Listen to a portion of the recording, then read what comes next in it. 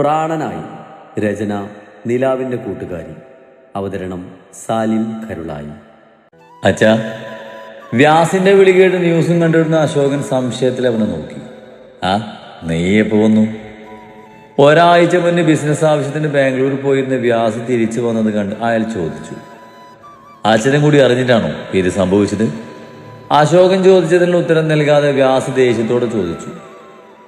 VD company നമ്മളുടെ കമ്പനിയിലുള്ള അവരുടെ partnership cancel ചെയ്തത് അച്ഛൻ്റെ അറിവോടെയാണോ എന്ന്.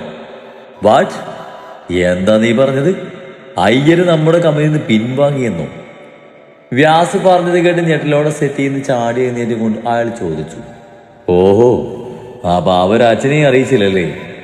ഇല്ലടാ, അയ്യരും മക്കളെ എന്നോടൊരു വാക്ക് പോലും പറഞ്ഞിട്ടില്ല. എന്നാൽ എന്താകും പെട്ടെന്ന് ഇങ്ങനെ ഒരു തീരുമാനം എടുക്കാൻ? ഇനി സത്യങ്ങളൊക്കെ അറിഞ്ഞു കാണുമോ?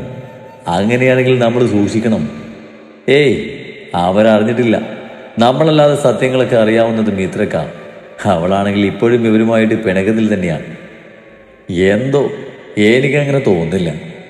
ഈ ഇടയായിട്ട് അയ്യരിലും മക്കളിലും വല്ലാത്തൊരു മാറ്റമുണ്ട്. ആ, ഏതായാലും അച്ഛൻ വാ, നമുക്ക് അവിടെ വരെ പോയി കാര്യങ്ങൾ അന്വേഷിക്കാം. എന്തുകൊണ്ട് അവർ പാർട്ട്ണർഷിപ്പ് പെട്ടെന്ന് ഒഴിഞ്ഞതെന്ന് അറിയണല്ലോ. അത് പറഞ്ഞ് വ്യാസ ദേശത്തിൽ പുറത്തേക്ക് ഇറങ്ങിപ്പോയതും പിറകെ അശോകനും പോയി.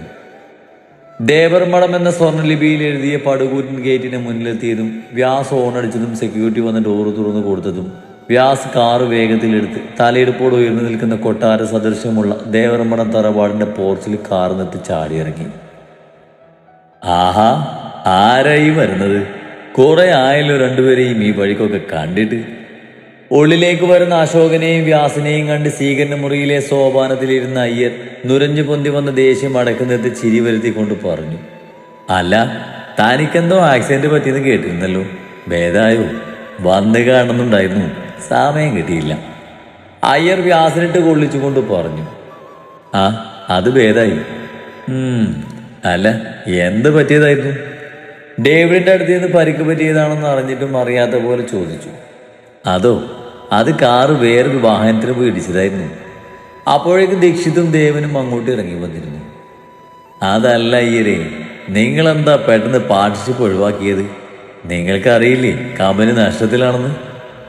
അശോക, ഞാൻ കുറേ കാലമായി ബിസിനസ് തുടങ്ങിയിട്ട് ഇതുവരെ ആരെയും ചതിച്ചിട്ടില്ല.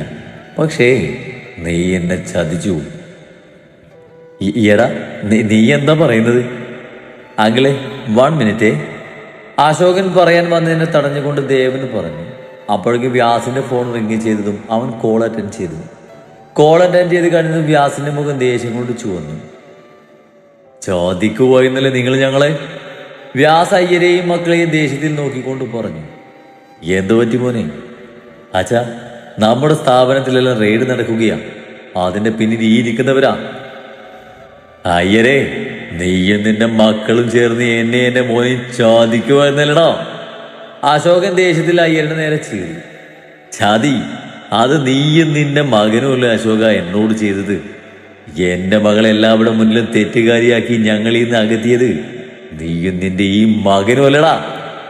അയ്യര് ദേഷ്യത്തിൽ തനിക്ക് നേരെ ചീറി വന്ന അശോകനെ നിലത്തേക്ക് ചവിട്ടിയിട്ടുകൊണ്ട് അലറിയതും ഇരുവരും മുൻനിരക്കിപ്പോയി. നീ എന്താടാ ചേറ്റെ കരുതിയത്?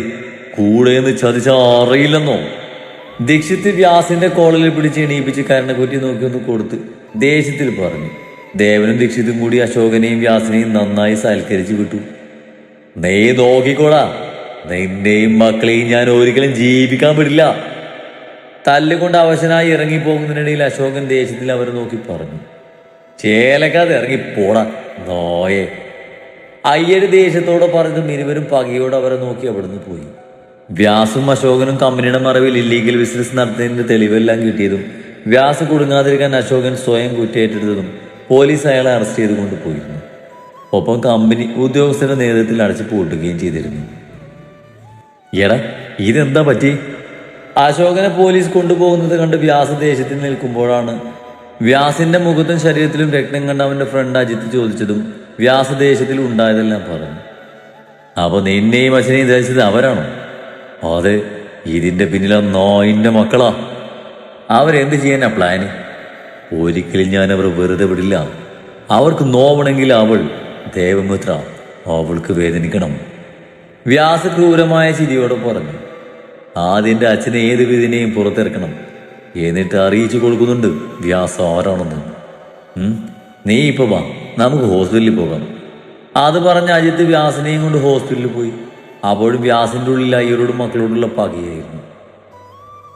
2 ആഴ്ച കഴിഞ്ഞത് കൊണ്ട് ഇന്നായിരുന്നു മിത്രയെ ഹോസ്പിറ്റലിൽ കാണിക്കാൻ പറഞ്ഞത്. ഡേവിഡും മിത്രയും എത്തുമ്പോൾ അത്യാവശ്യം തിരക്കുണ്ടായിരുന്നു. 24 അവരുടെ ടോക്കൺ നമ്പർ. നമുക്ക് പോകാം, എന്നിട്ട് പിന്നെ വരെ ചായ. കുറെ ആളുകളെ കണ്ട് മടുപ്പോടെ ഡേവിഡ് പറഞ്ഞു. ഏതായാലും വന്നതല്ലേ, കാണിച്ചിട്ട് പോകാം. അത് പറഞ്ഞ് ഡേവിഡ് സീറ്റ് ഫുള്ളായത് കൊണ്ട് കുറച്ച് മാറിയുള്ള ബെഞ്ചിൽ പോയിരുന്നു. നെയ്സ് ഓരോരുത്തരായി പേര് വിളിക്കാൻ തുടങ്ങിയിട്ടുള്ളെന്ന് കണ്ടതും മിത്ര ഡേവിഡിന്റെ അടുത്തായി പോയിരുന്നു. ചുറ്റും ഓരോന്ന് നിരീക്ഷിക്കുമ്പോഴാണ് മിത്രയുടെ കണ്ണുകൾ അജിത്തിന്റെ ഒപ്പം നടന്നു വരുന്ന വ്യാസിലുടക്കിയത്. വ്യാസ് തന്നെ കണ്ടാൽ ശരിയാവില്ലെന്ന് മനസ്സിലായതും മിത്ര വേഗം വ്യാസ് തന്നെ കാണാതിരിക്കാൻ ഡേവിഡിനോട് ചേർന്നിരുന്നു. അവന്റെ നെഞ്ചിലേക്ക് അവൾ മുഖം പോയി കണ്ണടച്ചിരുന്നു. പെട്ടെന്നുള്ള മിത്രയുടെ പ്രവൃത്തിയിൽ ഡേവിഡ് ഞെട്ടിപ്പോയിരുന്നു. നെഞ്ചിൽ പതിയുന്നവളുടെ ചുടുനിശ്വാസം കൂടുകയായതും ഡേവിഡിന്റെ ശരീരം പിറച്ചു. ഡേവിഡ് തലകുനിച്ച് തന്റെ നെഞ്ചിൽ കണ്ണുകൾ ഇറുകിയടച്ച് കിടക്കുന്നവളെ നോക്കി. ബുദ്ധി അവളെ തള്ളിമാറ്റാൻ പറയുന്നുണ്ടെങ്കിലും മനസ്സും ശരീരവും അതിന് സമ്മതിക്കാത്തതുപോലെ തോന്നി ഡേവിഡിന്. ദേവാ. ചുറ്റുമുള്ളവർ അവനെ നോക്കുന്നത് കണ്ട് ഡേവിഡ് പതിയെ മിത്രയെ തട്ടി പിടിച്ചു. മിണ്ടാതിരിക്കും ചായ, ഞാൻ പിടിച്ച് തിന്നതൊന്നുമില്ല. ആ വ്യാസ് അവൻ അവിടെ ഉണ്ട്. എന്നെ കണ്ട അവൻ ഹോസ്പിറ്റലാണെന്ന് നോക്കാതെ വെറുതെ പ്രശ്നത്തിന് വരും. ചെറുതായി കണ്ണു തുറന്ന് വ്യാസിനെ നോക്കിക്കൊണ്ട് ഡേവിഡിന്റെ നെഞ്ചിലേക്ക് തന്നെ മുഖം പൊഴുത്തിക്കൊണ്ട് മിത്ര പതിയെ ഡേവിഡിനോട് പറഞ്ഞു. ദേവാ. കുറച്ചു കഴിഞ്ഞത് ഡേവിഡിന്റെ കഴുത്തിലുള്ള പൊന്നിനെ കുരിശുമാലയിൽ പിടിച്ച് മിത്ര കളിക്കാൻ തുടങ്ങിയതും ഡേവിഡ് ശാസനയോടെ വിളിച്ചു. ഡേവിഡ് വിളിച്ചത് കേട്ട് മിത്ര ചൂണ്ടുവിരലിൽ ആ ചെയിൻ ചുറ്റിക്കറക്കിക്കൊണ്ട് കൂടി. ആടെങ്കിരിക്ക് ദേവാ, ഇല്ലേ ഞാൻ ഇവിടുന്ന് എണീറ്റ് പോകും. ശബ്ദം താഴ്ത്തി മിത്രയുടെ വിരൽ ചെയിനിൽ നിന്നും വേർത്തുപെടുത്തിക്കൊണ്ട് ഡേവിഡ് പറഞ്ഞതും മിത്ര മുഖം വീർപ്പിച്ചിരുന്നതും ഡേവിഡ് അത് കാര്യമാക്കാതെ ഫോൺ നോക്കിയിരുന്നു. 1.5 മണിക്കൂറിന് ശേഷമാണ് അവരുടെ ടോക്കൺ നമ്പർ വിളിച്ചത്. മിത്രയുടെ നെറ്റിയിലെ മുറിവുണങ്ങിയത് കൊണ്ട് തന്നെ സ്റ്റിച്ച് വെട്ടി, ഒപ്പം കയ്യിലെ ചതവ് നേരെയായതുകൊണ്ട് കയ്യിലെ പ്ലാസ്റ്റർ അടിച്ചു. നീ ഇവിടെ നിന്നോ, ഞാൻ ബൈക്ക് എടുത്തിട്ട് വരാം. ഹോസ്പിറ്റൽ എൻട്രൻസിലെത്തിയതും ഡേവിഡ് അത് പറഞ്ഞ് മിത്രയെ അവിടെ നിർത്തി പാർക്കിങ്ങിലേക്ക് ബൈക്ക് എടുക്കാൻ പോയി. മിത്ര. ഡേവിഡ് വരുന്ന നോക്കി നിൽക്കുമ്പോഴാണ് മിത്രയെ ആരോ പിന്നീന്ന് വിളിച്ചത്. ഓ, ഈ പണ്ടാർ പോയില്ലേ? തന്റെ പിന്നിൽ നിൽക്കുന്ന വ്യാസിനെ കണ്ട് മിത്ര പല്ല് കടിച്ചുകൊണ്ട് മനസ്സിൽ പറഞ്ഞു. എന്താ? മിത്ര അവനെ നോക്കി ചോദിച്ചു. നീ എന്താ ഇവിടെ? മിത്രയെ തന്നെ നോക്കിക്കൊണ്ട് വ്യാസ് ചോദിച്ചു. അത് തന്നെ ബോധിപ്പിക്കേണ്ട കാര്യം എനിക്കില്ല. മിത്രയുടെ മുഖത്തടിച്ചതുപോലെയുള്ള മറുപടി കേട്ട് വ്യാസിന് ചമ്മി. നിനക്കിപ്പോ നാവ് ഏറിയല്ലോ, അതിന് തനിക്ക് വല്ല മുടക്കുണ്ടോ? വ്യാസ് പറഞ്ഞത് കേട്ട് മിത്ര ദേഷ്യത്തിൽ ചോദിച്ചു. ഡേ പുന്നാര മോളെ, നീ വല്ലാണ്ട് പൊങ്ങണ്ട. നിന്റെ അഹങ്കാരം ഞാൻ തീർത്തു തരും. ഒന്ന് പോടാ, ആദ്യം ഈ ശരീരം നേരെയാവട്ടെ, എന്നിട്ടാകാം. നന്നായി കിട്ടിയ ലക്ഷണം ഉണ്ടല്ലോ. ഒന്ന് മാറുമ്പോഴേക്കും അടുത്തത് കിട്ടുന്നുണ്ട്. കർമ്മഫലം അത്രക്ക് നല്ലതാണല്ലോ. വ്യാസിനെ അടിപൊളി നോക്കിക്കൊണ്ട് പരിഹാസച്ചിരിയോടെ പറഞ്ഞതും വ്യാസ് ദേഷ്യം കൊണ്ട് വിറിച്ചു. നീ കൂടുതലങ്ങ് അഹങ്കരിക്കണ്ട. ആ ഡേവിഡ്, അവൻ നിന്നെ ഒരിക്കലും നിന്നെ ഭാര്യയായിട്ട് അംഗീകരിക്കാൻ പോകുന്നില്ല. അതൊക്കെ നിങ്ങൾക്ക് വെറുതെ തോന്നുന്നതാ. ഞാൻ ഇന്ന് ഈ ഹോസ്പിറ്റലിൽ വന്നത് തന്നെ അങ്ങേര് കാരണം. ഒരു 10 മാസം കഴിഞ്ഞിട്ട് നമുക്ക് കാണാമേ. അപ്പോഴേക്കും എൻ്റെ ഉള്ളിലുള്ള ആള് ഇങ്ങ് പുറത്തു വരും. അപ്പൊ പോട്ടെ, ആദ്യക്ക് നേരെ ഇങ്ങനെ നിൽക്കാൻ പറ്റില്ല. മിത്ര ഇല്ലാത്ത നാണവും അവശതയൊക്കെ അഭിനയിച്ച് വ്യാസിനോട് പറഞ്ഞ് അവിടുന്ന് നടന്നു. ഒപ്പം താൻ പറഞ്ഞത് കേട്ട് മാറിയ വ്യാസിന്റെ മുഖഭാവം കണ്ട് അവളുടെ ഉള്ളിൽ ഊറിച്ചിരിച്ച് ഡേവിഡിന്റെ അടുത്തേക്ക് നടന്നു. ആ പെണ്ണ് പറഞ്ഞത് സത്യമാണോ? അവള് പറഞ്ഞതുപോലെ കാര്യങ്ങളെങ്കിലേ നിന്റെ പ്ലാനിങ് എല്ലാം വെറുതെ ആയി പോകുമല്ലോ. ഡേവിഡിന്റെ കൂടെ ബൈക്കിൽ ചേർന്നിരുന്ന് പോകുന്ന മിത്രയെ ദേഷ്യത്തിൽ നോക്കി നിൽക്കുന്ന വ്യാസിന്റെ അരികിൽ വന്നുകൊണ്ട് അജിത്ത് പറഞ്ഞു. അങ്ങനെയെങ്കിൽ പിന്നെ അവൾക്ക് ആയുസുണ്ടാക്കില്ല. എല്ലാം എന്റെ കൈവിട്ട് പോകുകയെന്ന് കണ്ടോ? തീർത്ത് കളയും ഞാൻ. വ്യാസ ദേഷ്യത്തിൽ പറഞ്ഞു വെച്ചുകൊണ്ട് പുറത്തേക്ക് നടന്നതും അജിത്തും അവന്റെ കൂടെ പോയി. ഇച്ചായ, എനിക്ക് വിശക്കുന്നു. കുറച്ച് മുന്നോട്ട് പോയതും മതിയായ വിശപ്പ് തോന്നിയതും മിത്ര ഡേവിഡിനെ തോണ്ടി പിടിച്ചുകൊണ്ട് പറഞ്ഞു. വീട്ടിലെത്തിയിട്ട് കഴിച്ചാൽ പോരെ ദേവാ? വണ്ടി ഓടിക്കുന്നതിന് ശ്രദ്ധ കേന്ദ്രീകരിച്ചുകൊണ്ട് ഡേവിഡ് ചോദിച്ചു. വീട്ടിലെത്താൻ ഇനിയും സമയം എടുക്കില്ലേ? നല്ലിടം കാണുമ്പോൾ നിർത്താം. അത് മതി. ഡേവിഡ് പറഞ്ഞത് കേട്ട് മിത്ര സമ്മതിച്ചു. കുറച്ച് മുന്നോട്ട് പോയത് നല്ലൊരു തട്ടുകട കണ്ടതും ഡേവിഡ് അതിൽ അരികിലായി ബൈക്ക് നിർത്തി. എന്ത് ഇവിടെ? മിത്ര ബൈക്കിൽ നിന്ന് ഇറങ്ങി റോഡ് സൈഡിലുള്ള തട്ടുകടയിലേക്ക് നോക്കി ഡേവിഡിനോട് ചോദിച്ചു. ഇവിടെ നിന്ന് കഴിക്കാം. ബൈക്കിൽ നിന്നും ഇറങ്ങി ഹെൽമെറ്റ് എടുത്ത് വെച്ചുകൊണ്ട് മുടി മാടി ഇറക്കിക്കൊണ്ട് ഡേവിഡ് പറഞ്ഞ് മുന്നോട്ട് നടന്നതും ഒന്നും അടിച്ചിട്ടാണെങ്കിലും മിത്ര അവൻ്റെ പിറകെ പോയി. മിത്ര ആദ്യമായിട്ടായിരുന്നു ഇതുപോലെയുള്ള തട്ടുകടലിലേക്ക് വരുന്നത്. 5 സ്റ്റാർ ഹോട്ടലിലേക്ക് മാത്രം പോയി അവൾക്ക് അങ്ങോട്ട് പോകാൻ വല്ലാതെ ചമ്മൽ തോന്നി. എങ്കിലും അവളൊന്നും പറയാതെ ഡേവിഡ് ഇരുന്ന ടേബിളിൻ്റെ ഓപ്പോസിറ്റായി വന്നിരുന്നു. ഉച്ച സമയമായതുകൊണ്ട് തന്നെ അത്യാവശ്യം തിരക്കുണ്ടായിരുന്നു.